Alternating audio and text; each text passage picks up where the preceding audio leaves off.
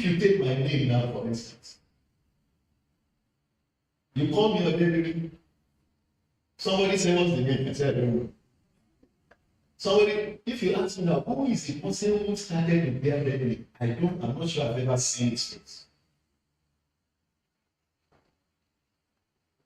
But that name remains because the person he gave birth to was bearing it.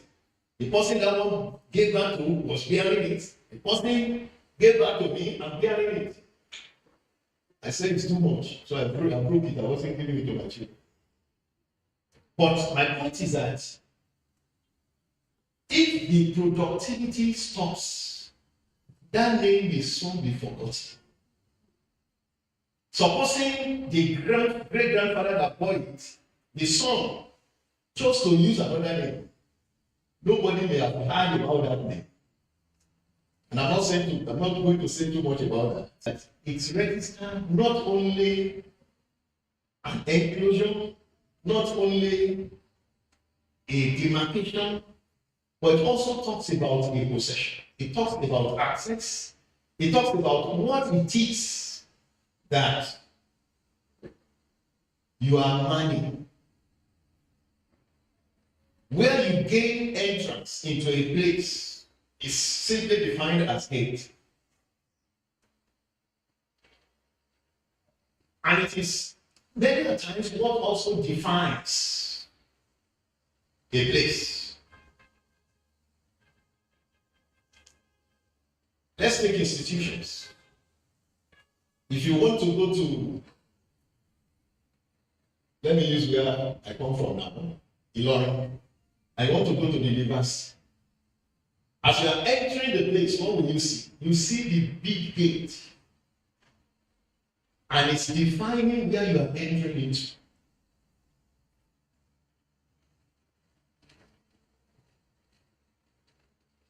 The truth is, in the physical sense, you can remove that structure and institution will still be inside. But it may bring confusion.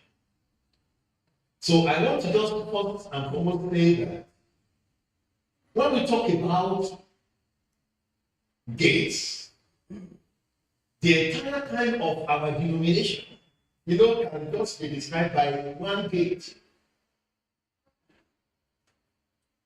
The things you do, things you gain, things you possess, can also be under a classification or classifications of gates.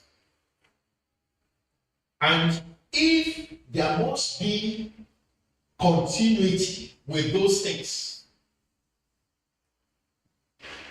what we are looking at is a very, very basic necessity.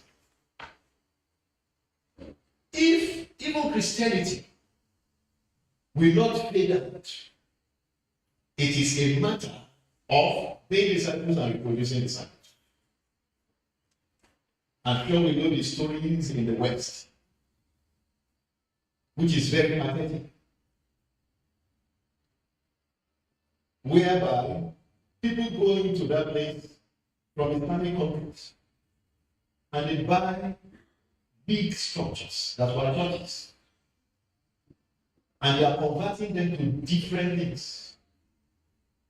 Some of them they use it for mosque, some of them they use it for shopping complex, shopping malls, some of them they use it for games, gym, places where souls are being communing with God.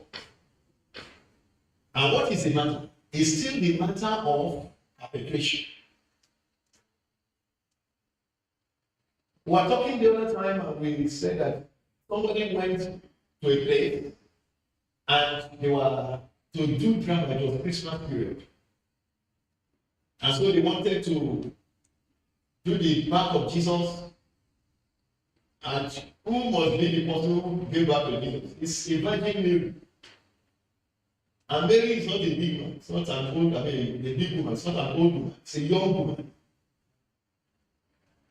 And in the congregation, there was no teenager. There was no, in fact, the youngest person that which is the person that was telling the story, who was used as Mary was a grandmother.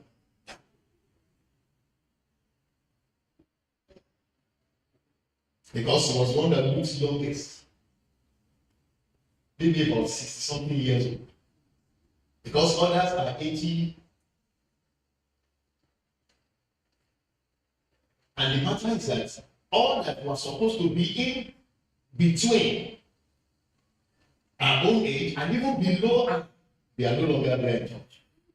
And that's what makes available all of those structures now to be purchased for different uses. The truth is that if what you are, if we take it just at a singular or personal level, if what you are will not be quickly forgotten, if what you are doing will not be quickly erased, if all that God has packaged inside you will not be very soon gone into oblivion, loss of memory, and reference and relevance. One key matter is that we will need to see God, see the matter of raising and being disciples as a very, very good issue. Because if that ceases, no matter what it is that we have or we do, will soon be forgotten.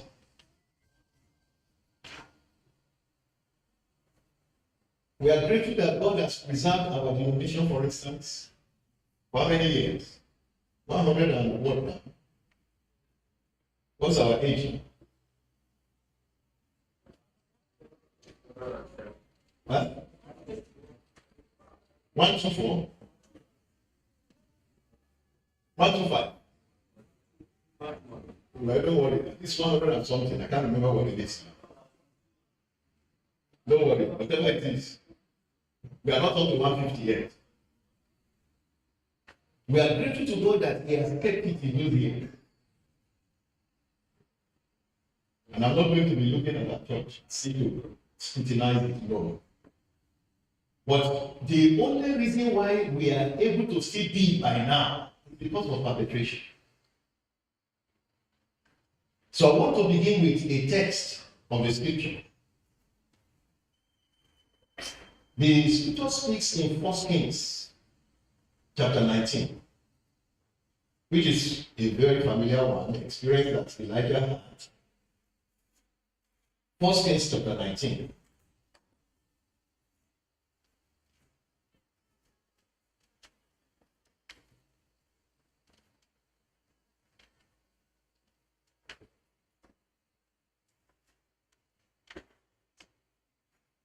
We know what has transpired, and when Elijah now began to run away because of the threat of Jezebel. From verse 15, let me just read. It says, "And the Lord said unto him, Go, return on thy way to the wilderness of Damascus. And when thou comest, anoint Hazael to be king over Syria. And Jehu, the son of Nimshi, thou shalt anoint to be king over Israel. And Elijah, the son of Shaphat, of Abel, shall thou anoint to be prophet in thy room. And it shall come to pass that he that escaped the sword of Hazael shall Jehu slay, and he that escaped the sword of Jehu shall Elisha slay." Let's be the matter of the prophets that are still there, that Elijah didn't know. Even though this is just introductory, but one thing that God was saying, because Elijah was coming to the end, as it were, of his own service. And what God wanted to do still continued.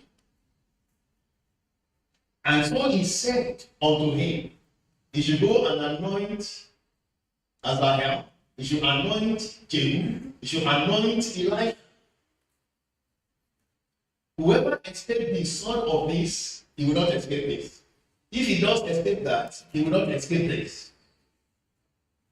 But if you study the scripture sufficiently, did Elijah anoint Asahel? Huh? Did he anoint Jehu? He didn't anoint all of those. And then God said, go and anoint. In fact, he mentioned those two first. He mentioned Elijah as the first thing to be anointed. Elijah did not complete it. Elijah similarly did not execute it. But we are able to notice that one thing that is much more cogent Elijah did, and that was that he was able to bring forth Elijah. So that even the two others still came into space, into place, by the labor and the service that Elijah carried. We don't have enough time to just go and be looking, but I'm sure you know enough to know that the way Asahel became the king of Syria. Do you remember the story? You remember that he was sent by his master, the king then, and he said, go and see if there will be. And when he came and Elijah just looked at him, what did he do? He started to weep. He said, I see what you will do. And that's how that one became king. So the matter is, if Elijah were to be missing, we won't know what would have been the narration that would have followed. Maybe that will not be too visible. But let me go to talk about the story of Moses. If we go to the book of Exodus, chapter 3, when God went to go and beckon unto Moses to come forth to do what we can describe as what he desires him to do. I'll read from chapter 3, I think it should be verse 10. And then maybe read verse 17. But then maybe we'll not make a cross check of when Moses seemingly had finished what he needed to do. Let me read first Exodus chapter 3, verse 10. Verse 10 says, come now therefore, and I will send thee unto Pharaoh, that thou mayest bring forth my people, the children of Israel, out of Egypt. I'll read that verse again. Come now therefore, I will send thee unto Pharaoh, that thou mayest bring forth my people, the children of Israel, out of Egypt. This was when God met Abraham at the burning bush. And it looks to me as if what was described to him was, in fact, one thing that was fundamental about his ministry is to lead out the people out of Egypt. If we get on to verse 17, the scripture says, and he said, I will bring you up and unto the land of the Canaanites, and the Hittites, and the Amorites, and the Perizzites, and the Hivites, and the Jebusites, unto a land flowing with milk and honey. So the projection that God had was to bring the people of Israel away from Egypt and to take them to the promised land, a land flowing with milk and honey.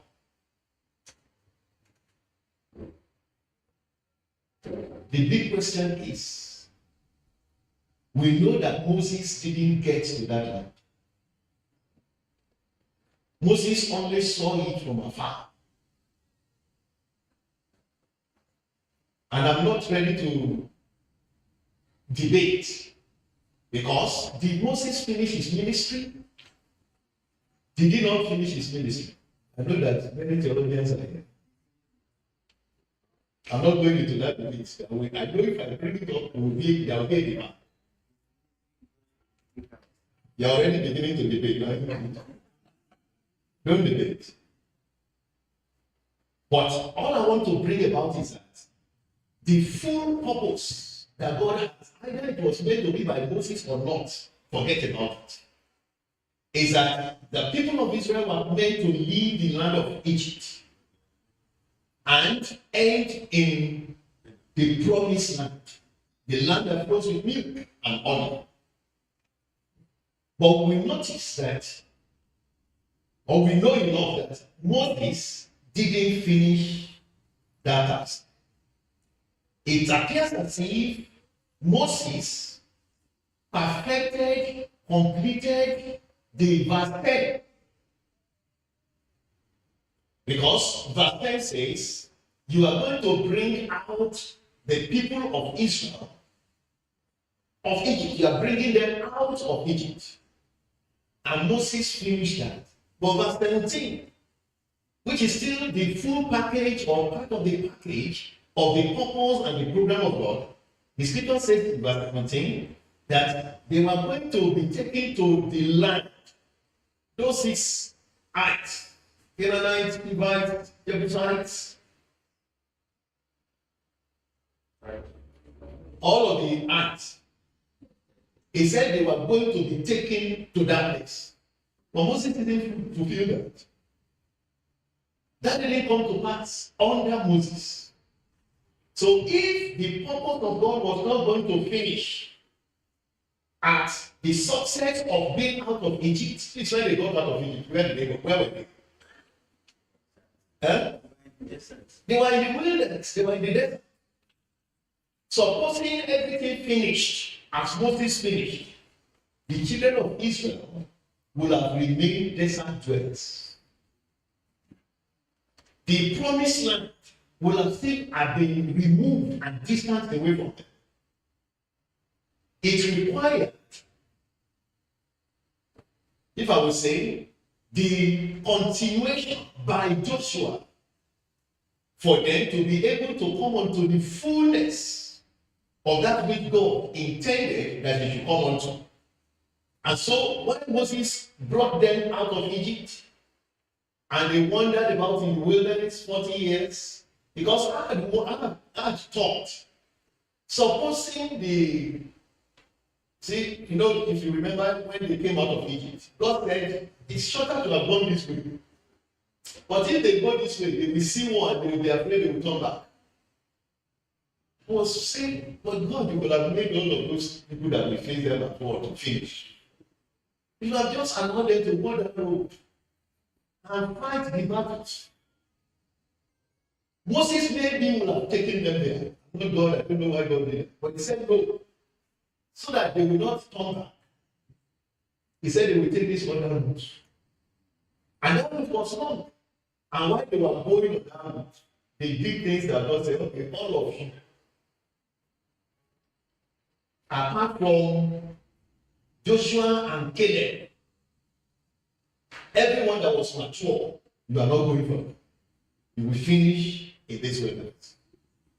And that included Moses. So it required that Joshua, can we now take chapter 19 of Exodus? Chapter 19 of Exodus, I think that we can really go. But if you read from chapter 19 to 40, what do we see? It is all about their meandering in the wilderness.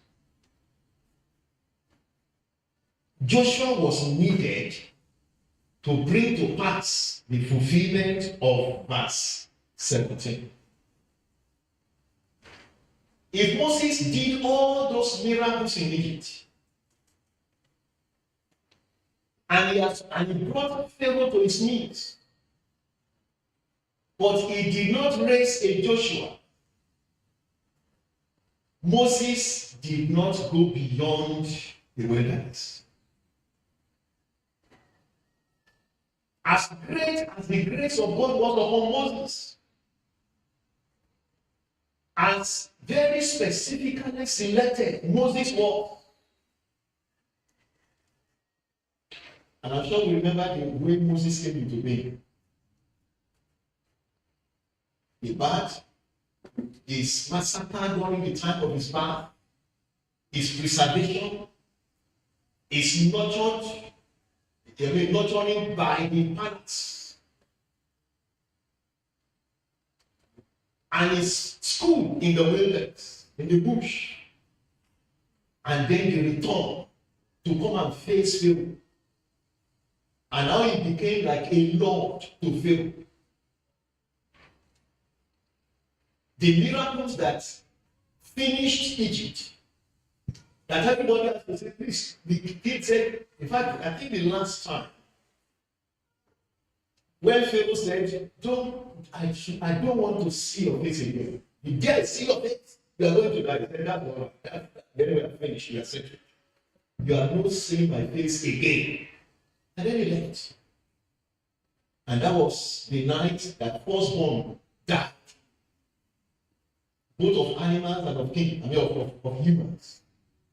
They said, go. And when they pursued them, the whole of the battalion finished in the sea. Great grace. You know, the scripture even tells us that one reason why nobody knows the burial ground, or it's taken that one reason why nobody knows the burial ground of Moses, because it was God himself who buried him. If people had known the burial ground of Moses, what would have happened? It should have become idol. Because of the strategic position of Moses in the life and in the history of the people of Israel. I'm only painting that to say that if Moses was that great and marvelous, if he did not succeed at raising someone that could advance beyond where he got, what would have been the matter of the story of his success? You would have finished. There is a popular saying that if a person succeeds and he doesn't have a successor, what is the equation? What is the sum of his success? Yeah? His failure. So they say success minus successor equals to failure. So no matter what it is that you are, if it finishes with you, you have not done well. So that informs a very, very key matter, key necessity of the matter of being a disciple and raising others. First and foremost, let God help me to be one. And subsequently, God help me to also raise others. Because if that does not come, the truth is that very, very soon, whatsoever it is that you raised will soon be demolished.